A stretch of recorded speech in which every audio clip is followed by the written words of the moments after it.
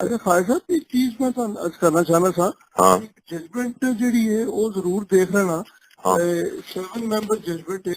कितनी जी ਔਰ ਜੀ ਇਹ ਆਪਣਾ ਸੋ ਮੋਟੋ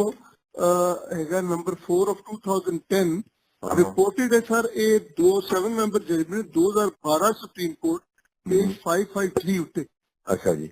ਠੀਕ ਹੈ ਨਾ ਜੀ मैं देख ਇਹ लेना जी ਜਿਹੜਾ ਵੀ ਵਕੀਲ ਤੁਹਾਡਾ ਕਰ ਰਿਹਾ ਕਹਿਣਾ ਜਰਾ ਦੇਖ ਲੈਣਾ हाँ ਉਹਦੇ ਚ ਹੈਗਾ ਕਿ ਵੀ ਅਗਰ ਚਲੋ ਬਾਰੇ ਤੁਸੀਂ ਪੜੋਗੇ ਤਾਂ मैं ਤੁਹਾਨੂੰ पढ़ ਪਤਾ लेना ਹੋਏਗਾ था मैं ਜੀ वो भी देख ली थी ਇਹਦੀ ਜਜਮੈਂਟ ਜਿਹੜੀ 7 ਮੈਂਬਰ ਬੈਂਚ ਹੈਗੀ ਹੈ ਜਿਹਦੇ ਚ ਉਹਨਾਂ ਨੇ ਕਿਹਾ ਕਿ ਜਦ ਤੱਕ ਐਕਟ ਨਹੀਂ ਬਣਦਾ ਉਹਦਾ ਤੁਸੀਂ ਜਿਹੜਾ ਗੌਰ ਨਾਲ ਪੜੋ ਤੇ ਉਹਦਾ ਕਲਾਸ 3 ਮੈਂ ਹਾਈ ਨੋਟ ਤਾਂ ਲਿਖੇ ਜੀ ਜੀ ਤੇ ਜੀ ਉੱਥੇ ਉਹਨਾਂ ਨੇ ਰਸਤਾ ਦਿੱਤਾ ਹੋਇਆ ਹੈ ਉਹ ਮੈਂ ਜੀ ਤੁਸੀਂ ਦੇਖ ਲੈਣਾ ਮੇਰਾ ਜੀ ਸਰ ਮੈਂ ਦੇਖਿਆ ਹੈ ਹਾਂ ਉਹ ਵੀ ਤੇ ਸਾਡੇ ਕੋਲ ਵੇ ਆਊਟ ਹੈ ਉਹ ਵੇ ਆਊਟ ਹੈ ਵੇ ਆਊਟ ਹੈ ਸਾਡੇ ਕੋਲ ਉਹ ਅਦਰਵਾਈਜ਼ ਵੇ ਕੋਈ ਆਊਟ ਕੇਸ ਹੀ ਨਹੀਂ ਸੀ ਬਣਦਾ ਹਾਂਜੀ ਬਿਲਕੁਲ ਠੀਕ ਹੈ ਮੈਂ ਅਭੀ ਇਹ ਵੀ ਹੁਣੇ और ਦੇਖ दूसरा फायर साहब ਹਾਂ अगर कोई बंदा तैयार होवे ਤੁਹਾਡਾ ਮਨੀਰ ਅਹਿਮਦ ਖਾਨ ਵਾਲਾ ਨੇ ਇਸਤੇਮਾਲ ਕਰ ਲਓ ਹਾਂ ਇਸ ਕੰਟੈਂਪਟ ਆਫ ਕੋਰਟ ਦਾ ਬਿਲਕੁਲ ਕਲੀਅਰ ਕੇਸ ਹੈ ਉਹ ਵੀ ਹੋ ਰਹੀ ਉਹ ਵੀ ਹੋ ਰਹੀ